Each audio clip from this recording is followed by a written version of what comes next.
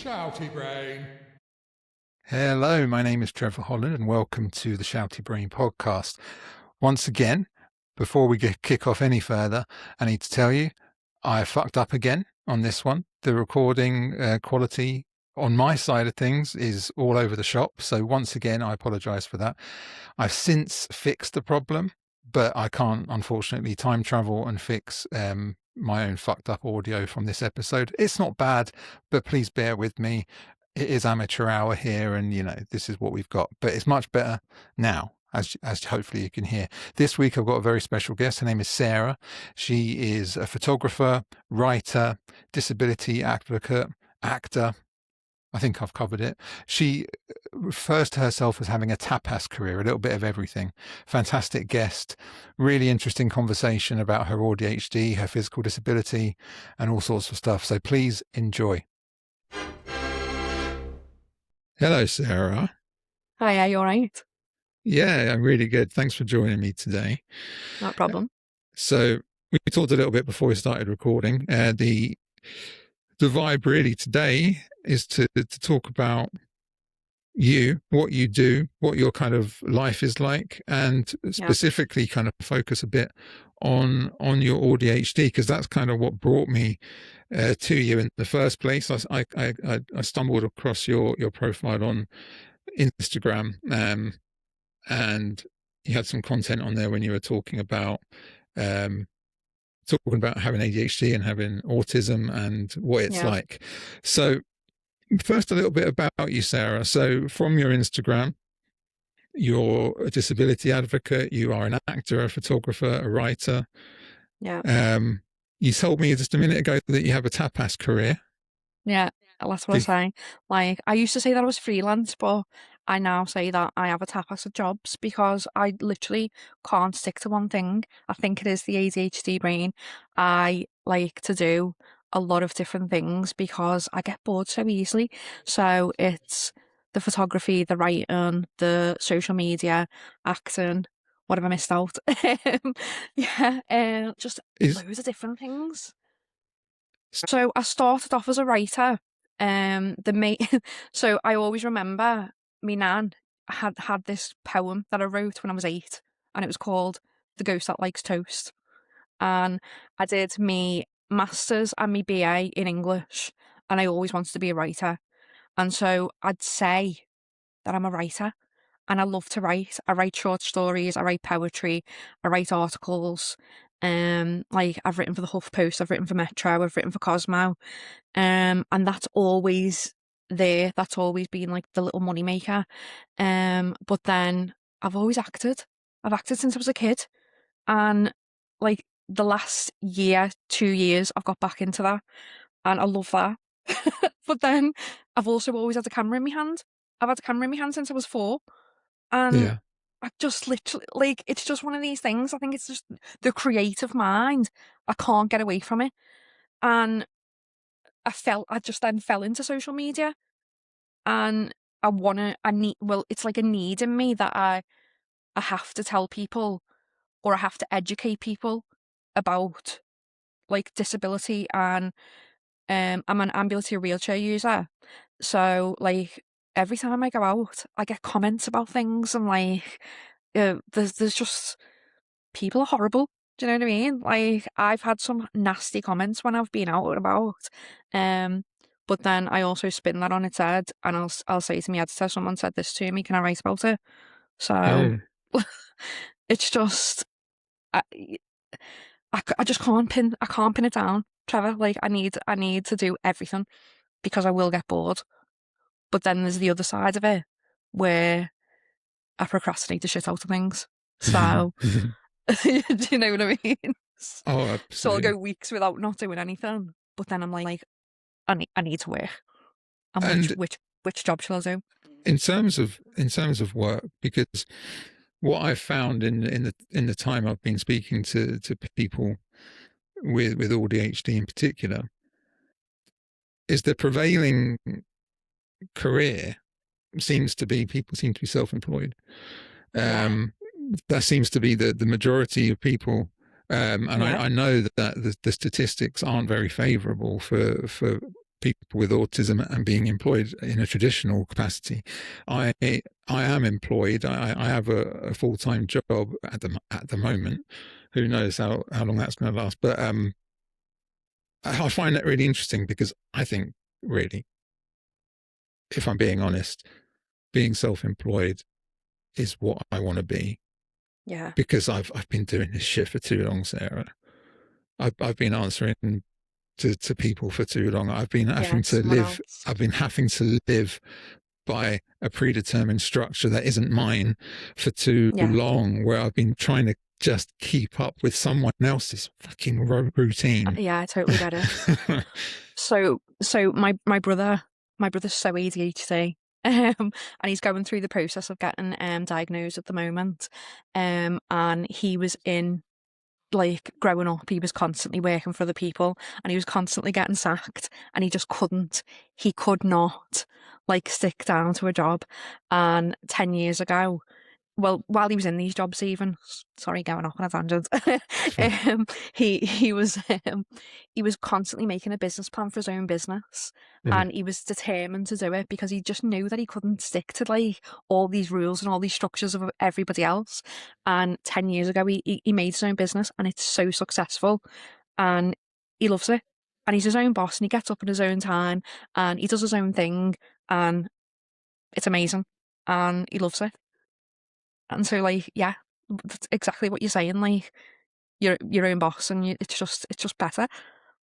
Yes, I still find it a little bit intimidating though, because I've got obviously these two sides of me. One of them is the perfectionist who just will not settle unless I am satisfied that it is absolutely watertight and perfect. But then the other side is like, oh, fuck it, that'll do. And I don't. Neither of those sides ever overall wins the argument. No, I But get it. I want to do it all, but I can't be asked to do anything. Yeah, I'm like that with when I'm shooting a self tape for an audition. I'm like, I've done it, and I'm like, it's amazing. I've done it. And then my boyfriend will watch it back, and he's like, maybe you should do it again. And I'm like, but I think it's great. I've done it. I can't be arsed doing it again. And I genuinely can't be arsed. But then I'll watch it back, and I'm like, but it's not perfect. Maybe I should do it again. But my ADHD side's like, fuck it, I can't be arsed. Like, you've done it. Like, it's done. Yeah. So, I think that actually is, thinking about it, the ADHD tends to be the one that wins that argument most of the time, because I like to I'm arrogant enough to think that I can do it in one. And most of the time I can. yes. Even if it's not perfect, I'll be like, it's still fucking better than most people do. Yeah. So I'll just think, I'm the I same. won't do any homework. I'll just turn up. I'll do it. One and done. Fuck it. It's fine. Yes. So in uni, oh my God, I was so bad in uni. Like, like the ADHD, you've surely heard of, like, the little lies that ADHD is tell. Go on. And so, like, people would say to me in at uni, like, 2 weeks before, like, an assignment was due, and they're like, oh, have you done your essay? And I was like, yeah, I did it ages ago. I'd be like, fucking haven't. I haven't even looked at the assignment. And, like, the night before, I'd be sitting there, like, scribbling away at my assignment, like, shitting myself. And then I'd hand it in and be like, oh my God, it's so bad. And then I get, like, a 75, and I'm like, distinction, baby. Like, and I'm like, oh, but I've lied to everybody that I did it, like, 3 weeks ago. I hadn't. But I'll be like, oh, Yeah. because I wanted everybody to know that I was great, that I was a great student, that I was, like, perfect, that I was doing everything on time, and that I wasn't having a meltdown, when I knew that my ADHD was just like, I've got this, don't worry about it, you're fucking sound, like, and I wasn't, Well, really wasn't. I used to be embarrassed about it. So when I was at school, I remember there were plenty of times when I would be doing my homework on the bus to school that day. I remember I took Latin at school, and No. to a certain point, I dropped it eventually because I was like, what the fuck? Why am I learning Latin? But I remember we would have vocabulary tests every now and then, and I I remember that I think it was third period. So we'd have our morning break and then we'd have Latin. And I remember sitting in the quad 10 minutes before the start of Latin, memorizing the vocabulary and getting 100% on the test because I was really good at very last minute stuff. I would forget it within 10 minutes of the exam. Yeah. But I had these kind of strategies, and I used to be embarrassed about it. So I think I used to do what you were saying, which was to kind of, I didn't want people to think that I was a last minute person, and I had my shit together. But now I flip that on its head, and I've really leaned into the fact that I'll just do it on the night, and I don't hide behind it or pretend anymore. It's just like that's the way I approach everything, and it works for me. So sod it. Yeah. No, what I was going to ask you though is how long have you been self-employed? I mean, have you had more traditional jobs prior to what I had more traditional jobs when I first left school and uni, but then it just didn't work out for me, and it was mainly because of my chronic illness, not because of ADHD or autism. But it was like I was just really, I've been chronically ill pretty much my whole entire life, and like chronic pain and stuff like that. So it was like I couldn't hold down a normal job or like what is it called? The other self-employed, other employment, whatever it's called. I think it's just called employment. Yeah.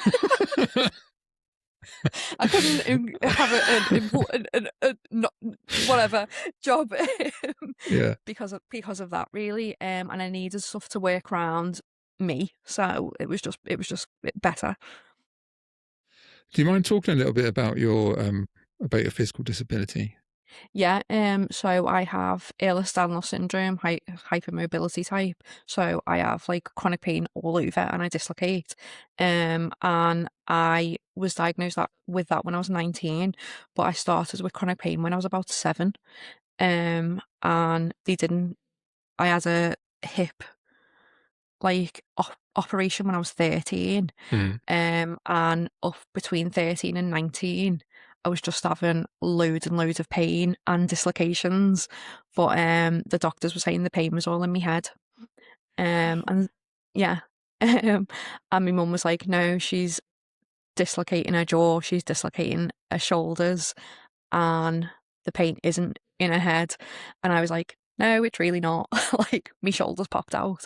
But my doctor was sending me to psychiatrists.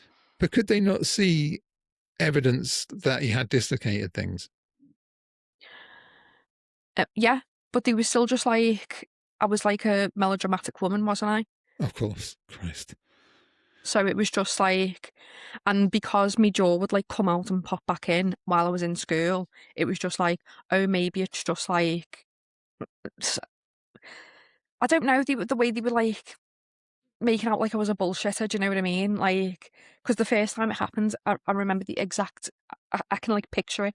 I was in high school, I was 14, and I bit into a tuna baguette. And my jaw popped out, and by the time I got to the nurse, it had gone back in. And I was like, I couldn't talk, and I love to talk. So I went to the hospital and the x-rays and everything, and they were like, oh yeah, there's clearly signs of damage, but. And then it carried on happening. And then my mum and dad eventually paid private because no one had taken me seriously. And within 5 minutes, I was diagnosed with Ehlers-Danlos Syndrome because he just did like all these bendy things with me and different like bends, not me knees bend backwards. And he had me in for 2 weeks of intensive physiotherapy. And then I've got chronic migraine. I've got a condition called hemiplegic migraine where the left side of my body paralyzes. And the first time I had that I got sent to hospital because we thought I was having a stroke. Your speech slurs, your mouth, your whole side of your face like does all this. It's absolutely horrific. Took 2 years to diagnose that because you don't actually get I don't actually get a migraine with it. So it was absolutely terrifying, and that was when I started having that when it was COVID. So I missed COVID because Oh, I was in bless. bed for like 2 years. It was horrific. I'm under amazing treatment for that now, thankfully. Um, yeah, I mean, if I start listing all my conditions, we'll be here all day. So, but they're like the main ones.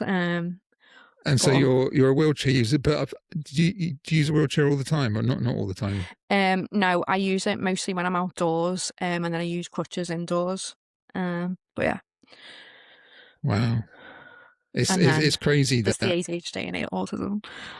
Well, I've it's started it's collecting conditions, Trevor. It's just like a fun game that I do now. it's nuts to me when I hear stories about how dismissive doctors can be Oh yeah, about stuff massively. like that. I mean, you know, to a lesser extent, because my not being heard was my my brain stuff.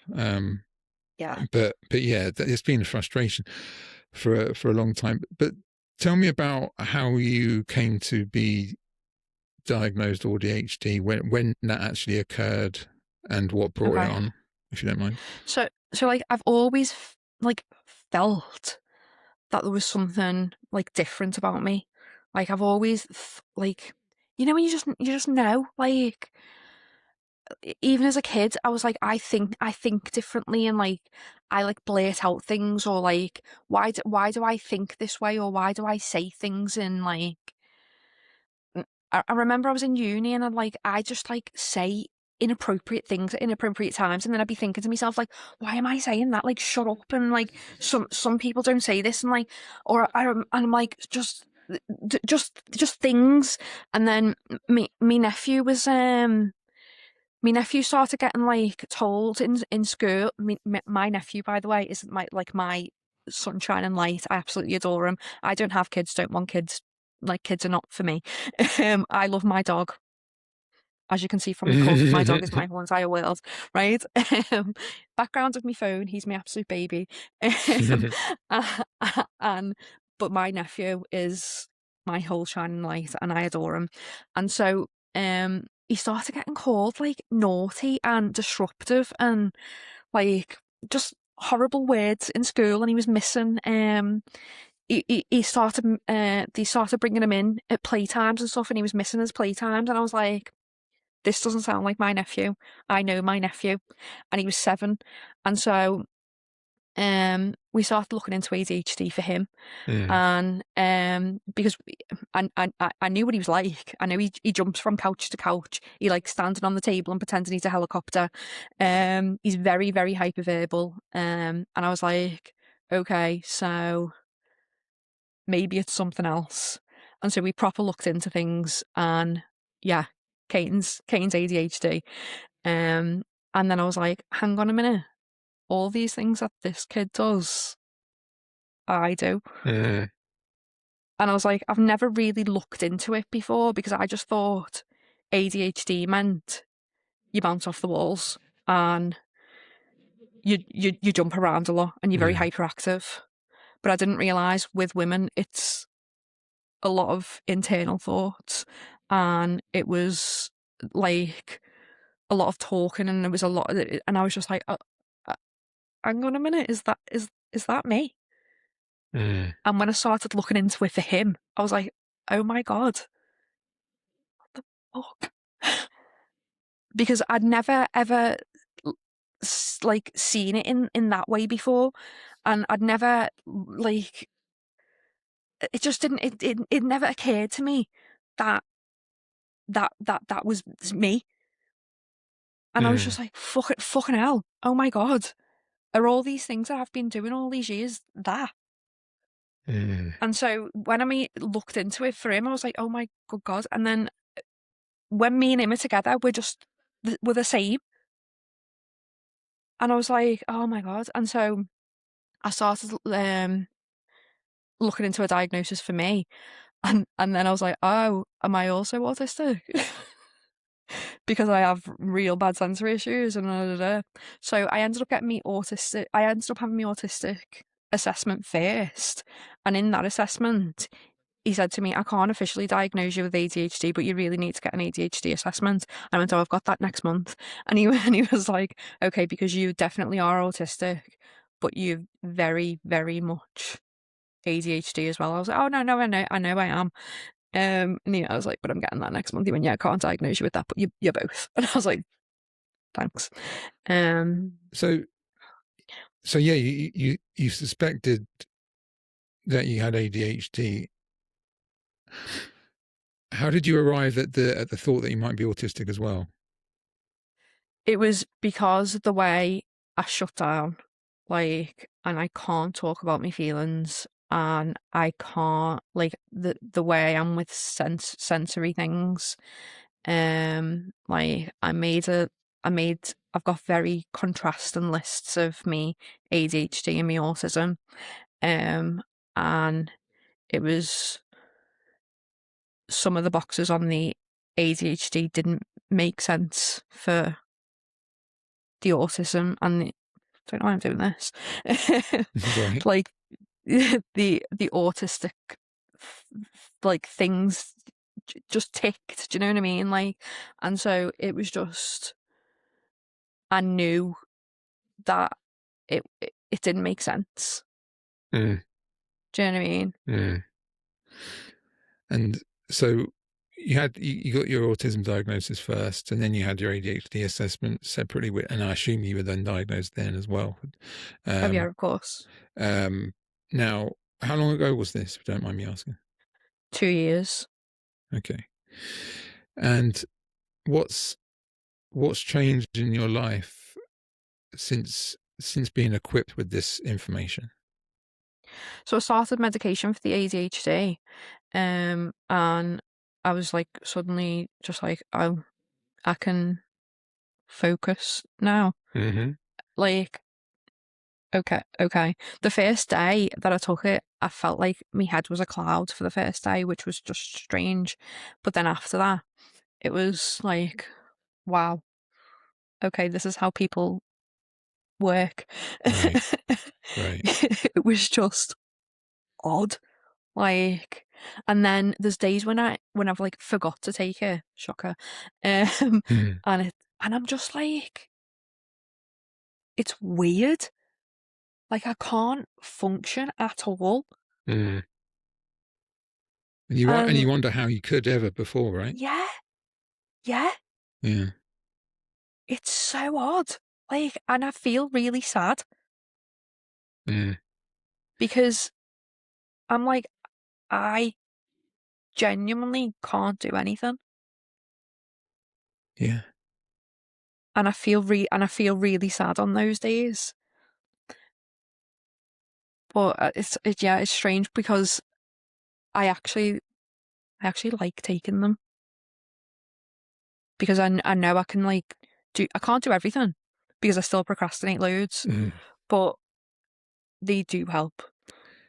So It makes a difference in ways that I've been taking ADHD medication now for Jesus nearly 15 years, and yeah, when I try and think about what it actually does for me, I find it difficult to put into words. But I do remember when that first experience, I remember leaving Boots with my little pack of methylphenidate in my pocket, yeah, and I had a little bottle of fizzy drink with me, and I took it in the middle of Bromley, and I'm like, because I think initially I was given the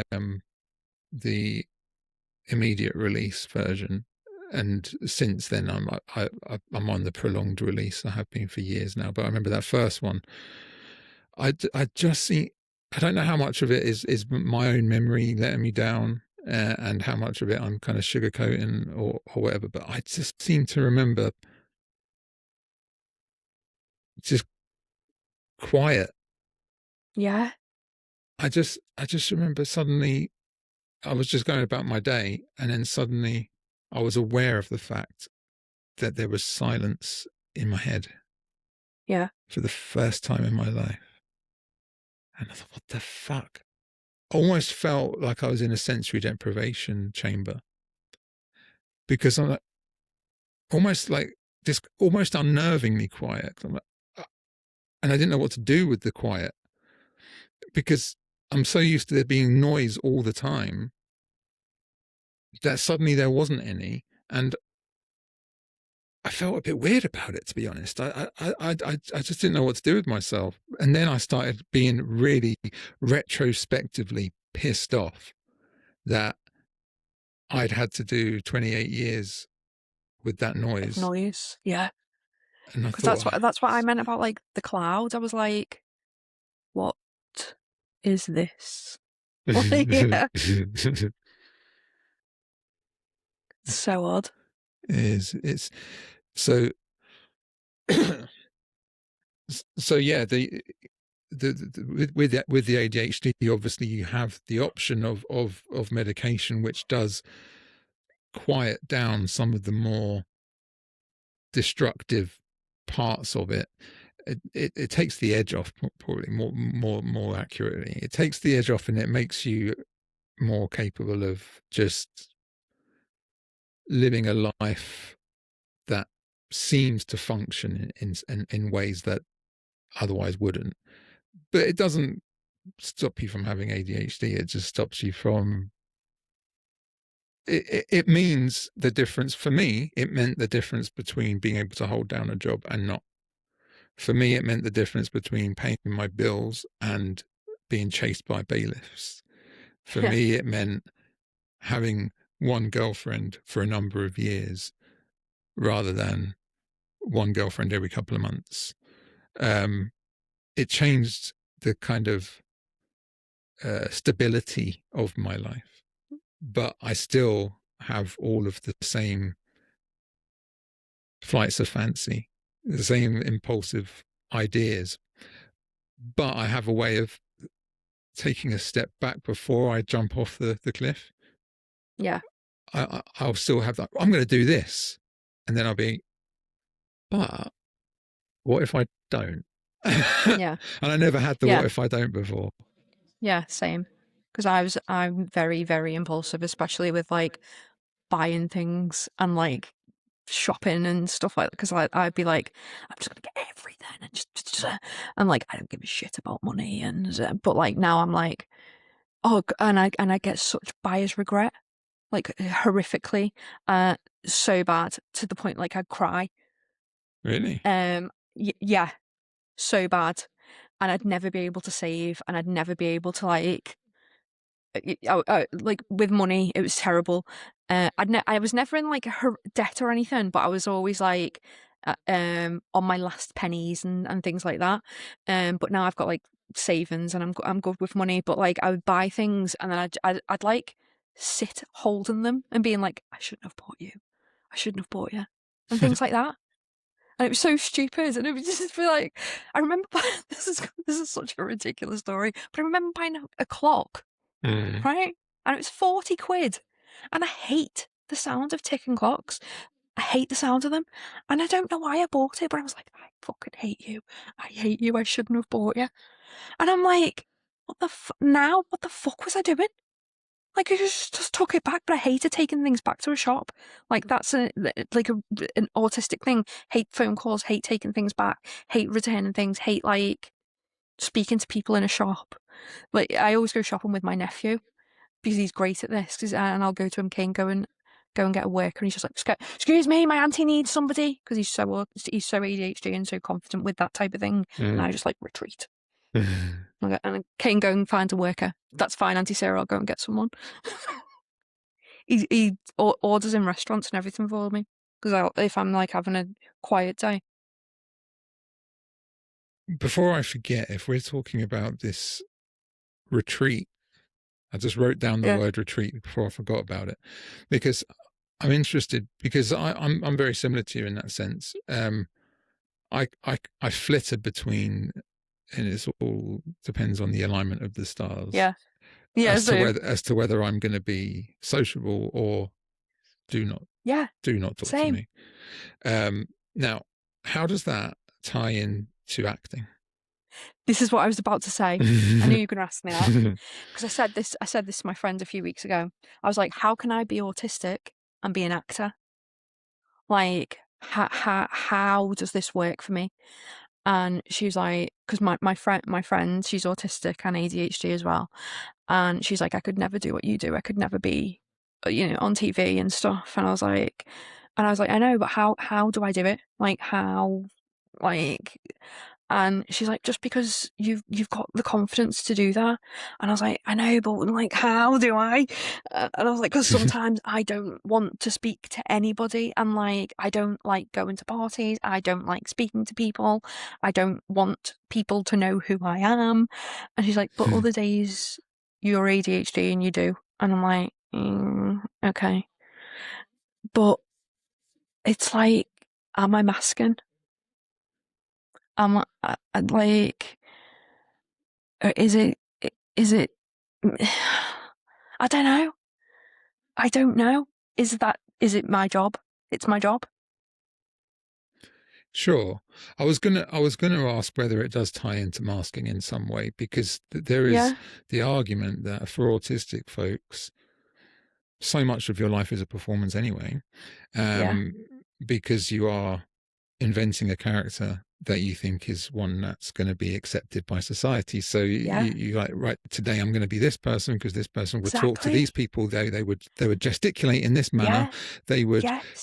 do this with their face when they talk. So I'm Yes. going to be that person, and I'm going to largely get away with it until Yeah. I burn out. So does And this it is sorry. help you in a way, I guess, maybe? And this is what I was just about to say. Like I've got a post coming up about being a linguistic chameleon, because my brother and my nephew take the piss out of me all the time, saying, "Go, what voice is Auntie Sarah going to do today?" Because whoever I'm with, I'll take on their accent, or I'll take on their voice, or I'll take on their mannerisms. And I do voiceovers as well, and so I can do a different accent. I can do so many different accents. And so whoever I'm with, I will be that person, because and they're like, "Who are you, Auntie Sarah? Who are you going to be today?" And so sometimes I'm like, "Who actually am I? Am I even Scouse?" Like, That's fascinating. she's like, I was born in Liverpool, but like, there. I find that absolutely fascinating, because I wonder if it's if you're able to do that because you're autistic, because everything that I know about how to interact with people is stuff that I've had to observe and learn, so I can pretty much infiltrate any situation and be all right Yeah, there, right? But only for a short amount of time. But I'll be able to turn up, and like, as long as I know what the vibe is, and I've already done my due diligence, so I've already kind of scanned the room and I've worked out this person, that's their motivation, that's theirs. Oh, that person's cheating on their wife, 100%. And I'll work out everything about everybody, yeah, and then I think this is now the person that I need to be to, like, to Mission Impossible my way into this room, and no one yeah, notice that yeah. I'm fucked up. Acting. Right, right. So it must be. But I'm also reading a book at the moment about acting, and it says you're born to copy people and to act. That's the first thing you do, is copy people. That's how you learn. Uh, So uh, we're yeah, but I think that's just how I think so everyone to an. are we wrong, Trevor, at being autistic, or the neurotypicals? Well, I think everyone. No, I'm joking. Yeah, but I think everyone mirrors to an extent, don't they? But Yeah, we rely on mirroring to survive. I think that's the yeah, difference. definitely. And so I think when when my brother and my nephew are like, "Auntie Sarah, who are you going to be today?" I'm like, whoever I'm around, Mm. like whoever I need to copy, because I don't bloody know. That actually caused me a little bit of an existential crisis at the time when I was having my autism assessment. One of the things I brought up was, and I still don't know the answer to this, is I spent so much of my time, so much of my life masking and performing, that when I, in the cold light of day, sit down with myself, I do not know what my actual personality is. Yeah. I don't actually know who I am. I know who I don't know what my real personality is, and I don't often I don't know how I genuinely feel about things. Yeah. Do you ever get that feeling? Yeah. What do you It, do with that feeling? it's like, because you surround yourself with so many different, well, not so many because the social circle's small. Mhm. You surround yourself with people and you're like, I was this person with this person, and then I'm this person with this person. You come home and you're like, now I'm, and I don't know. It's difficult, isn't it? Because when you try to unmask, there's just what's left. Mhm. I mean, it's only been 2 years for you as well, so it's not. I mean, I've only been a few weeks into this. That was what, one of the things that I kind of made a conscious decision at the time. It's like right now is where I go through a period where I try to unmask myself and try to be more, try to just find a way to be genuine in a way Yeah, that is unapologetic, in a yeah. way where I don't want to be a people pleaser anymore. I don't want. I've been saying that, but I find it so difficult. Like my mum's such a people pleaser, and she's ADHD. She won't admit it, but she is. You know when you just know that everyone around you is ADHD. But Yeah. what I was going back to what I was just saying before, I have called myself the girl of make believe since I was like 17, and it's not it's not hit me until recently in therapy that that's my like ADHD autism.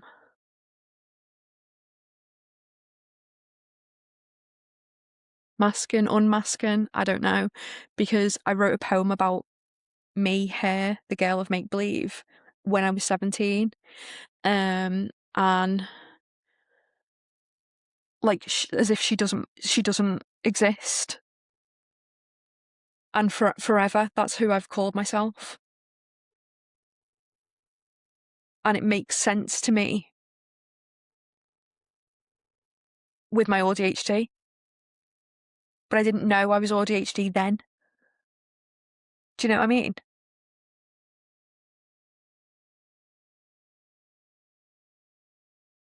I go on here.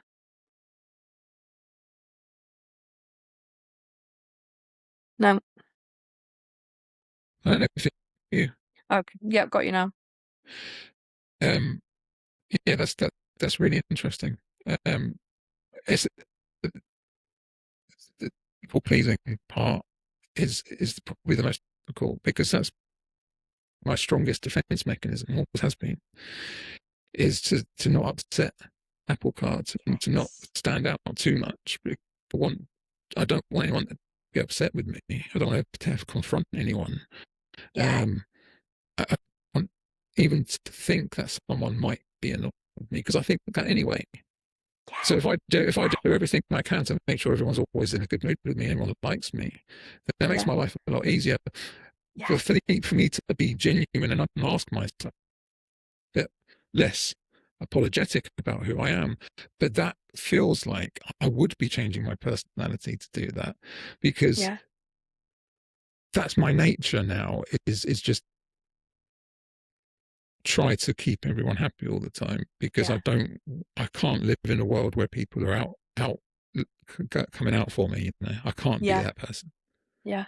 It's But tough. then you're people please to the point where you'll say yes to things when you want to say no, and then you're gonna say so I'll say, oh yeah, I'll come to that thing when I don't want to go, and then when it comes to the time, I'll be like, no, I'm not coming, and then I've upset them anyway. Mm. So I'm like, and then I'm annoyed with myself, and then I think they're annoyed with me, because I've eventually cancelled anyway, and then I'm upset either way. That's one area that has really helped me actually is knowing that I'm autistic and then letting the people around me know that I'm autistic. Is when I am asked to do something in 3 months' time, I Yeah. can now just say, you know what, probably not. I don't really fancy Yeah. that. That's not really my kind Yeah. of thing.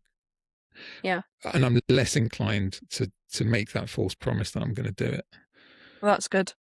I need to be better at that. Have you got the thing that a lot of people have got, including me, the sense of justice, right and wrong? Yes. Yes. Yeah. Massively. Now that's I think the part of my autism that's come out the most recently is in this kind of trying not to be a people pleaser thing. The only part of my life where I'm not a people pleaser is when I see injustice happening somewhere. And I will be the one who will address the elephant in the room that no one else would address. And it'll frustrate me. And I'm talking more in a kind of work scenario when we're having a meeting with 20 people. And that meeting doesn't make any sense. The meeting happening in the first place, this could be a fucking email. Why are we all here? You know, it's that feeling. But then when I see that something doesn't make sense and no one is saying it. Yeah. And I know that because I'm looking at the faces around me and I'm seeing everyone is thinking that I'm thinking here, but I know that I'm going to be the only fucker who's going to say it. Say it, yeah. And I know that no one's going to back me up on it, even if they agree with me. Yeah. But I can't not say it. I'm going to have to say, right, excuse me, what you've just said is wrong. Yeah. And this doesn't make any sense. And it started to get me not in trouble, but people, apparently I'm getting a bit of a reputation for being the guy who will just say the thing that no one else will say. And I like that, actually. I like that. That's cool. That makes me feel a bit of a badass because I'll be the one who will just not put up with the horse shit. Yeah. And that's great because I've wanted to be that person for a long time, and I'm becoming that person now. That's great. How does that manifest for you? That the justice side of things. So I don't like confrontation, hate confrontation, but if I know that something needs to be said and it won't be, I don't give a fuck. Like, if there's family feuds going on and I'm not gonna say specific things, but there's things going on in my family and somebody won't say shit, I'm gonna say it. And I don't give a shit, to be honest. I'm standing up for people. I don't care. Even I had an example of something completely different when you were talking, and it's gone. But even if I'm out, if somebody's saying something, being a knob to somebody, I'll so when I was out a few weeks ago, there's this guy was saying shit. You know, as I'm just going past in my wheelchair, and they think I'm not going to say something back to them because I'm alone in my wheelchair. A group of people. I get shouted Timmy, retard, all this type of stuff. And I'm just, no, it's serious. And a group of them. And they think because I'm alone, I'm not going to say anything. And I'm like, oh, fuck off, I'll run you over. And they're just like, oh my god, the little wheelchair lady's got a voice. Oh my god, she can. Yeah, oh, she's not gonna say anything because she's alone. Do you know what I mean? And I'm like, get to fuck. And they're all like, and then people around me are looking at me like I'm the bad guy. I'm like, what? They can say whatever they want because, no. It's weird though, isn't it? Because you never want a confrontation, but then there are certain things that will just completely overwrite that instinct. Yeah, because sometimes I won't say anything, and then other times I'm just like, it's not the fucking day for it, mate. You've caught me on a day where I'm gonna fuck you up, and I will run you over. Yeah, I think that's what it is. I think it's when you are maybe overstimulated or you're overwhelmed, you're already starting to run out of fucks, Yeah. and then something will happen that will just cancel out your fear of confrontation, and you'll be like, no, not Yeah. today, and you'll do Yeah. it. Like, it's not today, Satan. I mean, But the times that I do say what needs to be said, for all those times, there are 100 times when I haven't, and yeah.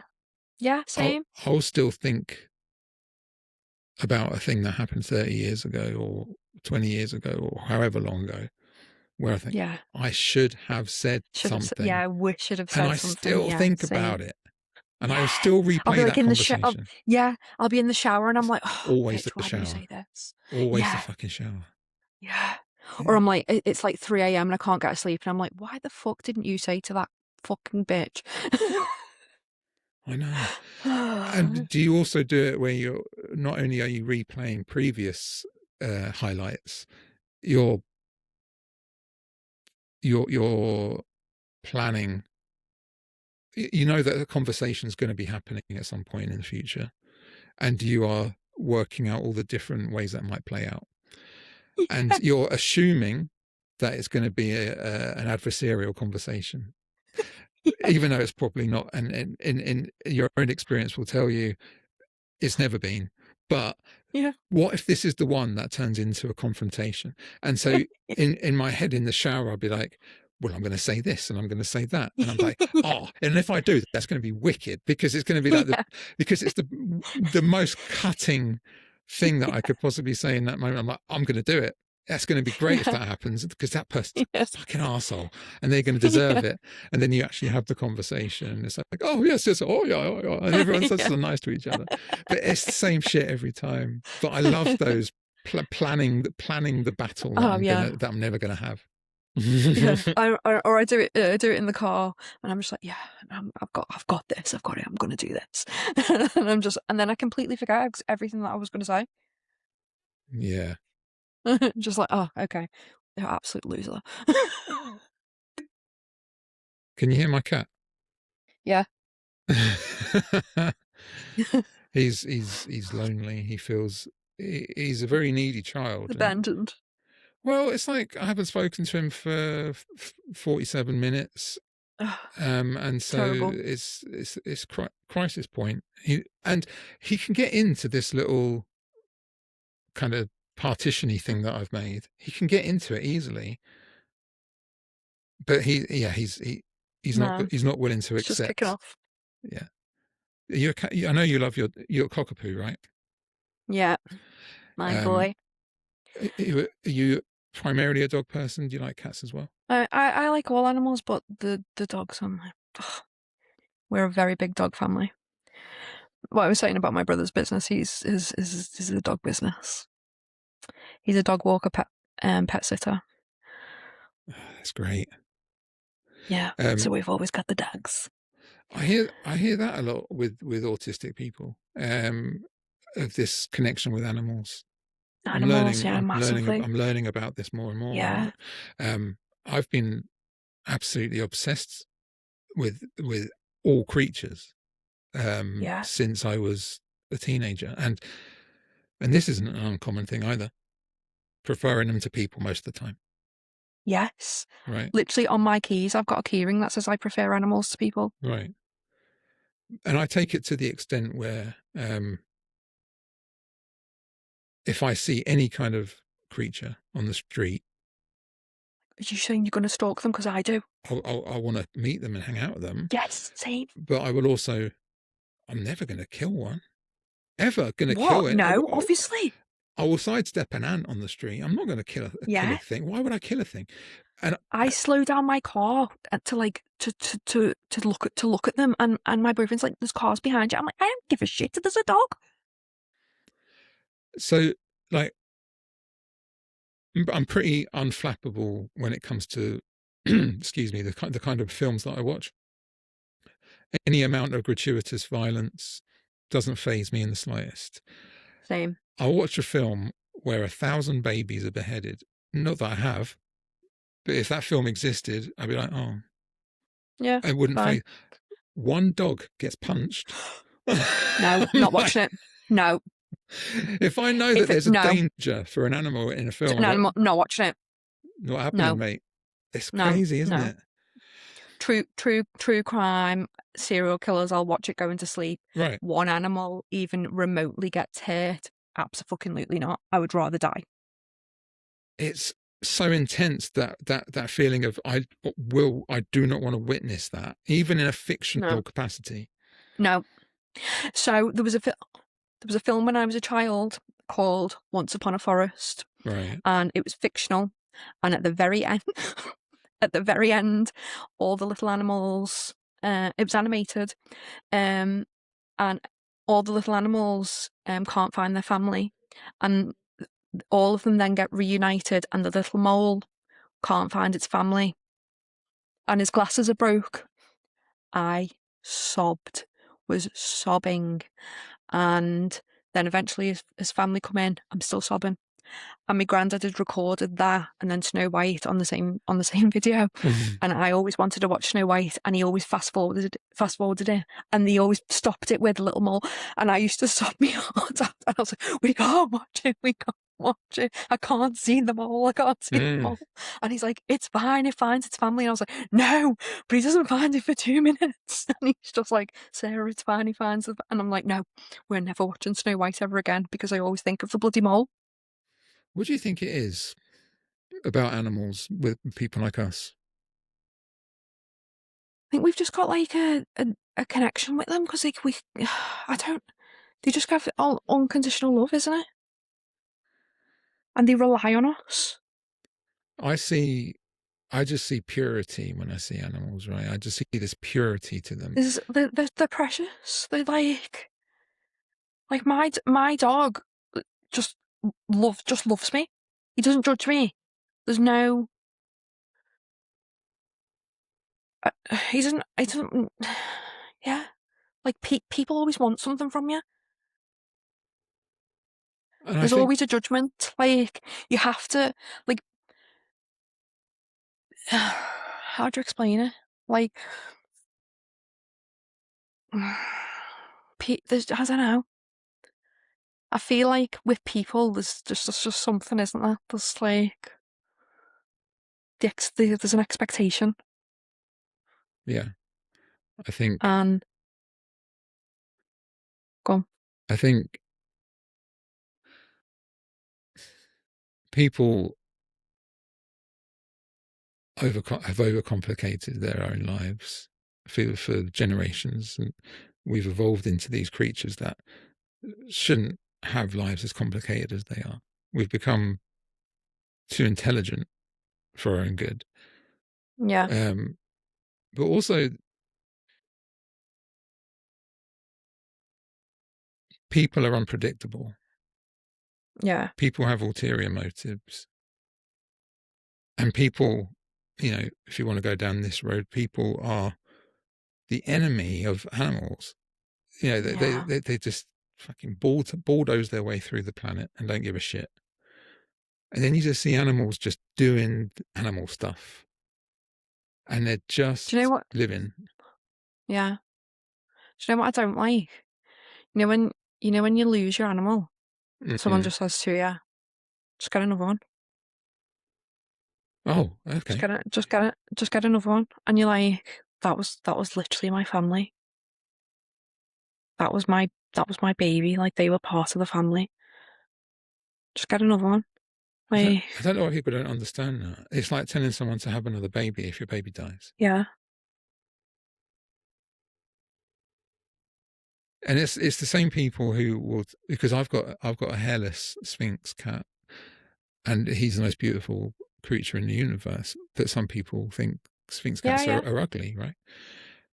And for someone to say to you your cat's ugly, they think that that's just an innocuous thing to say. Would you tell someone that their child is ugly? I know. You wouldn't. So don't tell me my No. fucking cat is ugly. Yeah. You Arsehole. Yeah, I know. Well, I've got a post as well coming up that's about things that have triggered my RSD recently. And so my brother's my dog walker, and he said to me the other day, he went, "Someone called Ted Scruffy the other day," and I was like, "What?" And I literally felt like a gut punch, and I was like, because everyone always says to me, "Oh my God, he's so cute," and I was like, "Someone said he was scruffy." I was like, "Are you joking?" I went, "Where did they live?" And he told me, and he told me the area, and I was like, "I'm coming with you next time." And I went, "What are you gonna say?" He was like, "What are you doing?" And I went, "You can't come with me." I was like, "I'm fucking coming with you." I went, "And you can point that fucking dickhead out to me." He went, What are you gonna say to them?" I was like, I don't know yet, but I'm gonna fucking say something." He went, "You can't be saying something." I went, "He is not scruffy." I went, "He is groomed every single time." He's just like, "Calm down." And I was like, "No." I was like, "No, he is not scruffy." But Like, it's a really weird thing to say about an animal as well. They're scruffy. What, they don't yeah, make enough effort before they leave the house? I know. I was like, "Oh, so rude." So have you actually had this situation? Have you had the confrontation? Have you seen this person? No, no, no, not yet. Because me dog had surgery last week, so he's not been allowed out. So Oh, I saw on Instagram. What's is is yeah, is is Teddy, right? yeah, Ted. How is he okay? Yeah, he's fine. He had like a fatty lump underneath his armpit, but because of the location of it, if it got any bigger, it was going to restrict his movement. So he's fine. He's just got like loads. It's a horrible wound. Oh, but he's fine. He's trying to jump everywhere, and he's not supposed to be jumping, but he's very bloody lively. So Has he got like a he's fine. little bald patch and stuff where he's had surgery? Yeah, and he's got loads of stitches, but he's wearing pajamas. He's got camo pajamas on today. So he can't scratch it. I've got him all kinds of pajamas, Trevor. He looks absolutely ridiculous. You can't see him at the moment because he's got his camo pajamas on. He's invisible. He's in the bedroom with my boyfriend. Oh, I love it. He's got camo pajamas on and a big massive watermelon inflatable cone. Oh, I don't think I even knew about that.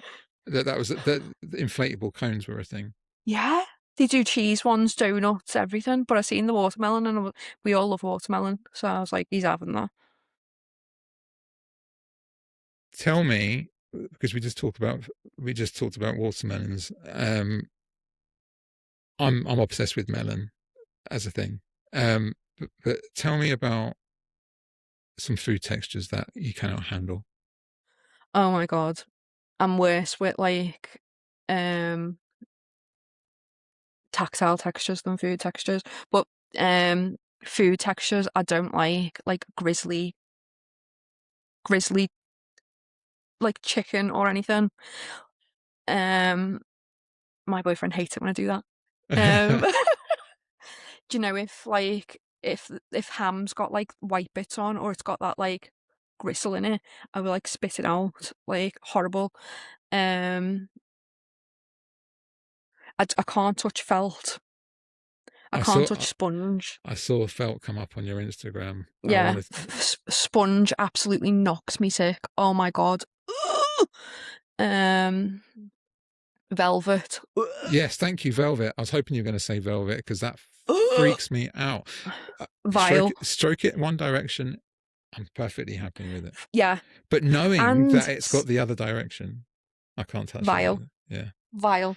And Scousers love grey velvet. What the fuck? Like all of them have got grey velvet everywhere. The fucking Mings, they need to stop. Ugh! Yeah. Vile. Um, I'm gonna get cancelled by all the Scousers. No, um, it's fine. They should know better. I know they should. Dirty cows. Um, what else? I'm doing this now. What happens if you have if you buy a new top and it's got a scratchy label in it?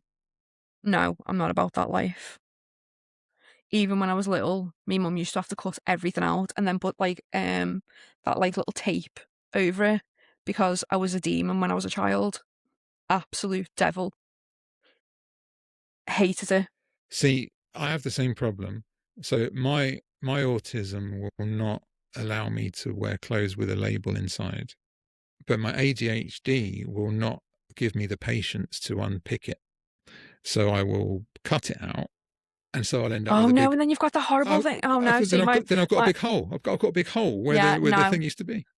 See, my boyfriend's ADHD and autistic, so I always say that I'm like more ADHD than autistic, but he's more autistic than ADHD, and we've literally just been on holiday together, and I hope he doesn't watch it. So when we went out, he was meticulously planning everything. And I was like, let's just go. Let's just go. We'll just get it. We'll just like find a restaurant and we'll be sound. Like it doesn't matter. And he'd go, no, babe, we need to like find a few different places and we'll see if they're wheelchair accessible. I was like, when we get there, we'll find out. And he's like, no, I'll have a look first. And I'll see if they're wheelchair accessible. And I was like, no, let's just go. I'm starving. Come on. And he's like, well, let's just find if they're accessible and then we'll get, and I'm like, I'm fucking starving. We'll just find out when we get there. I mean, but if we turn up and they're not accessible, and I'm like, and so he's like trying to find all these fucking restaurants, and I was just like, and then he was doing that for every day, making an itinerary. It's interesting that you've got this dichotomy. You know, where you both have both conditions, but the opposite ones are Yeah, the favoured one. yeah. So He's just such a planner. But I then, on the other hand, I love to plan certain things. Like like so I'm a massive musical theatre fan, and I've got our theatre booked up to 2028.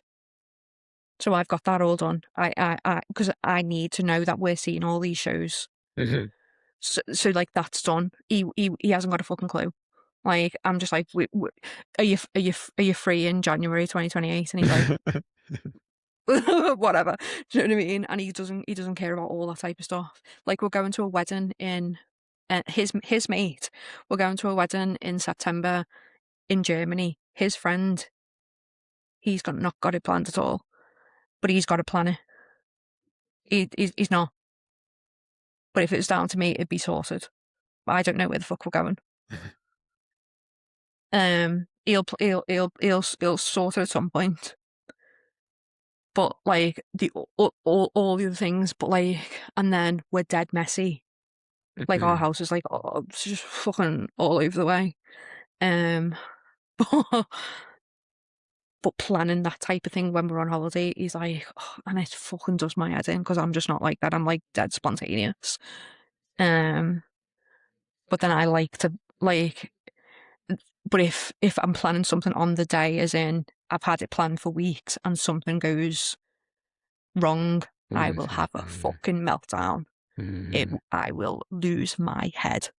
And if we're supposed to go at a certain time, I will be raging. But I'm always late. Always late. Late for everything. But I'm late on my time. But if someone else is late, I don't like it. It's that lovely, beautiful contradiction of AuDHD, Yeah. isn't it? It's like it Yeah. it makes you a hypocrite. Yeah. So I'm like, if I'm ready, but I'm 10 minutes late, that's fine. But if you're not ready, I'm gonna fucking kill you. It's I get accused by my wife a lot of being time blind as well. Oh, So I'm definitely time blind, yeah. so I do all the cooking at home, and so you know if the conversation is what time's dinner, and I'll say it's in about 45 minutes. She's lived with me for long enough to know that 45 minutes means an hour and a half. But I Yeah. still am adamant that it means 45 minutes. Yeah, yeah. You know, I've got no idea how long things take at all. Yeah. Same. And I'm late a lot. But yeah, if I'm ready to go, if my wife and I go out somewhere and I'm ready and I ask her how long it's going to be till she's ready and she says 30 seconds, If it's 31 seconds, I'm fuming. Yeah, that's what I'm like. Yeah, yeah, It's what a piece of shit.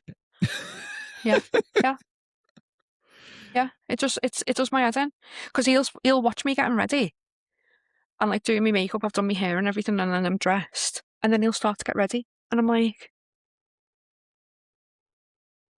you you see me do my makeup for the last 15 minutes, and then it took me 4 minutes to put my clothes on. Yeah. And he goes, it'll only take me 5 minutes. Or why the fuck didn't you do it when I was getting dressed? And I'm like, I'm going to sit in the car because I'm that raging. What I'll ask you before we wrap up is I want to know how you're how how how are you at regulating your emotions?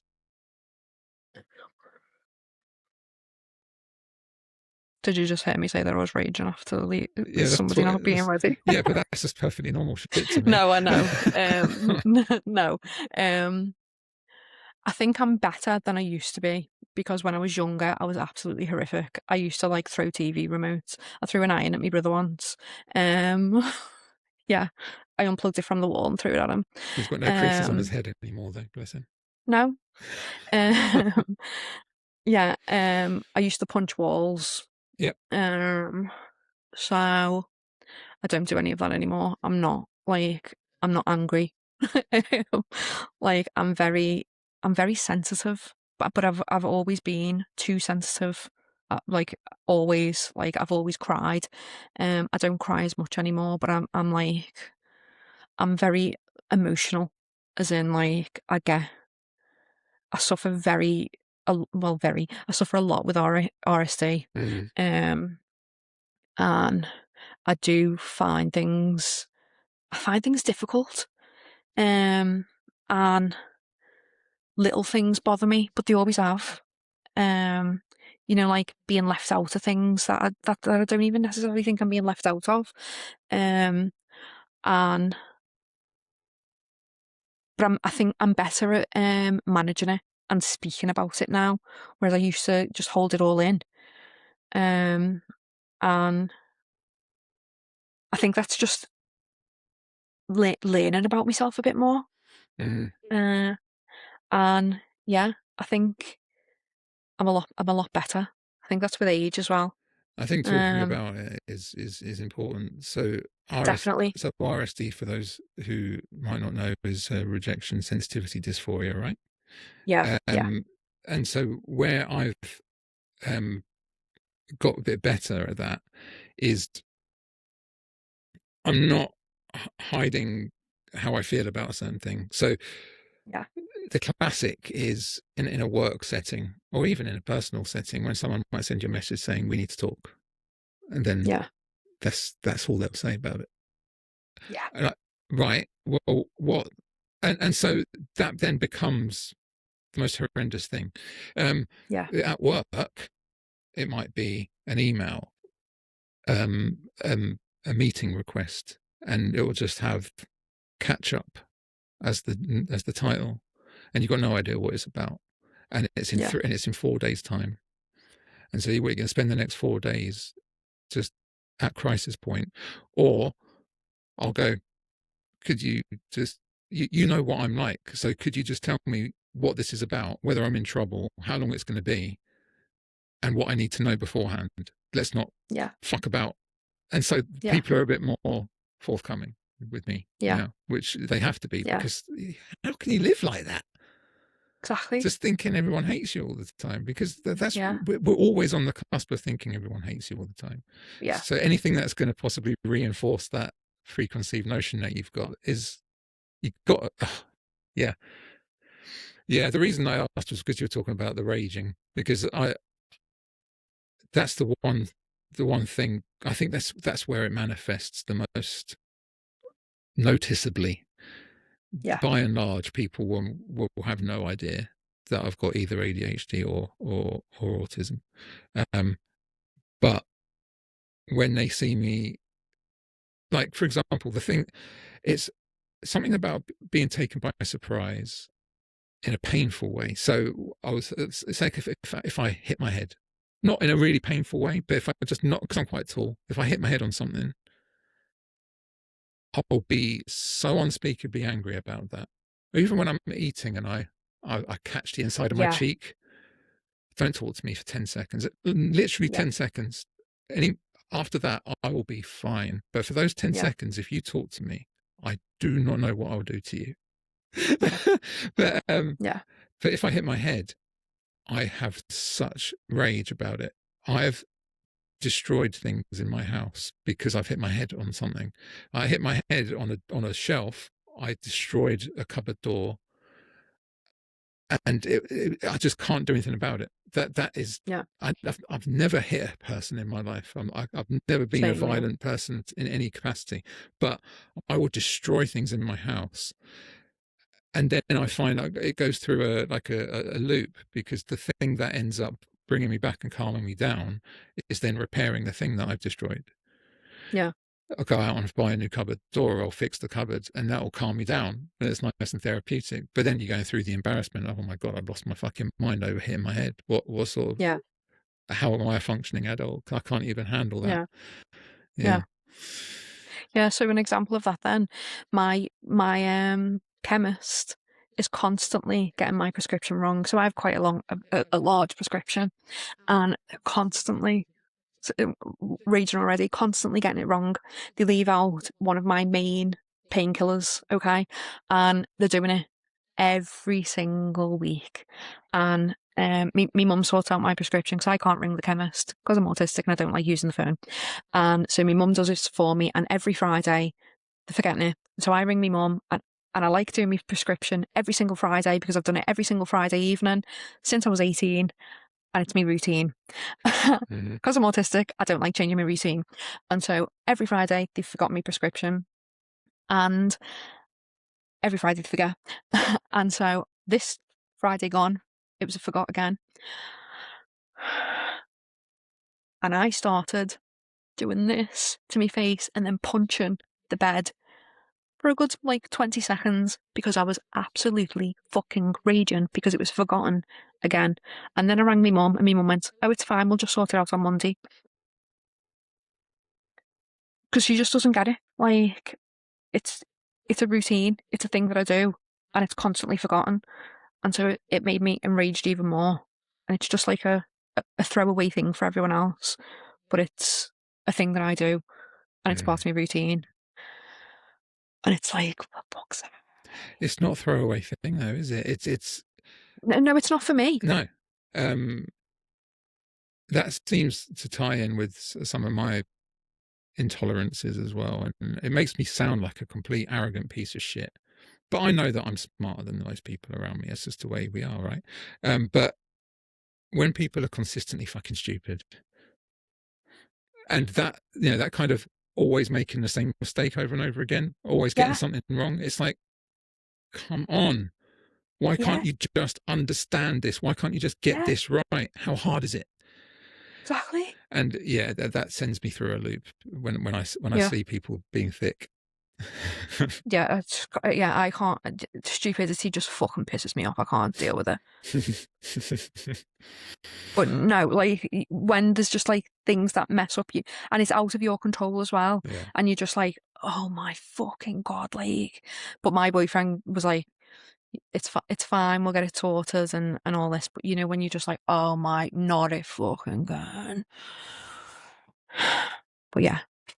Especially if you make a special effort to double down in terms of making sure that everything's in place, so that making that mistake becomes almost impossible. It becomes harder to get it wrong than to get it right. You're laying out everything other than picking up the fucking drugs off the shelf and putting them in a bag yourself. You are doing everything possible to make sure that they cannot get it wrong. And when they still do, it makes you just despair for the fucking universe, doesn't it? Yeah. Oh just God. Dude, oh my God, I will literally come and do it myself. I can do it myself.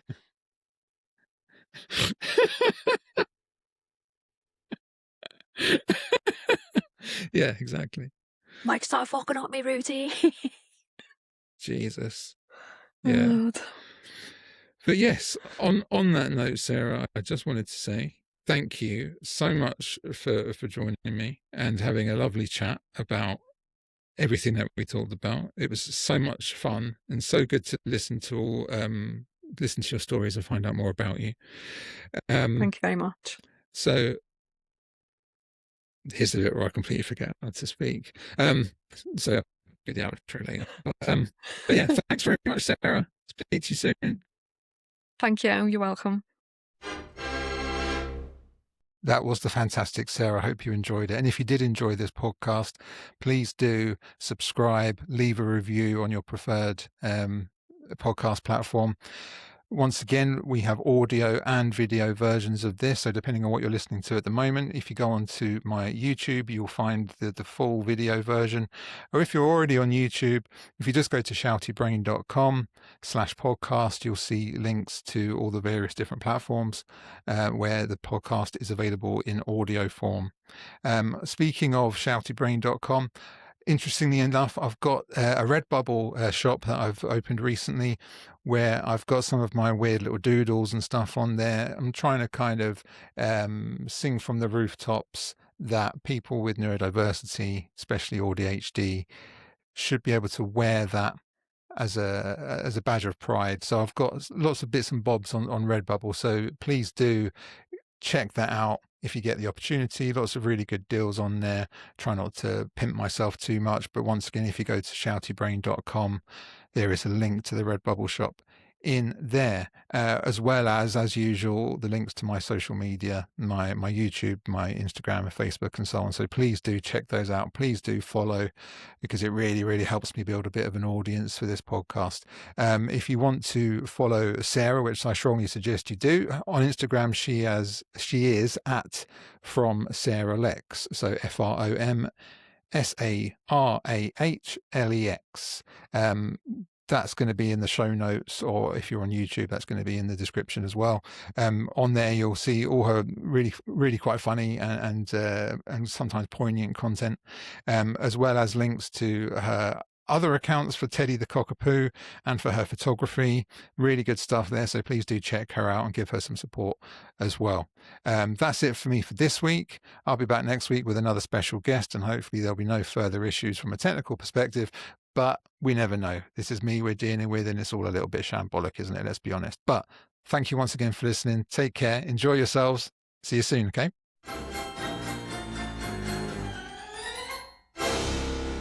Shouty Brain.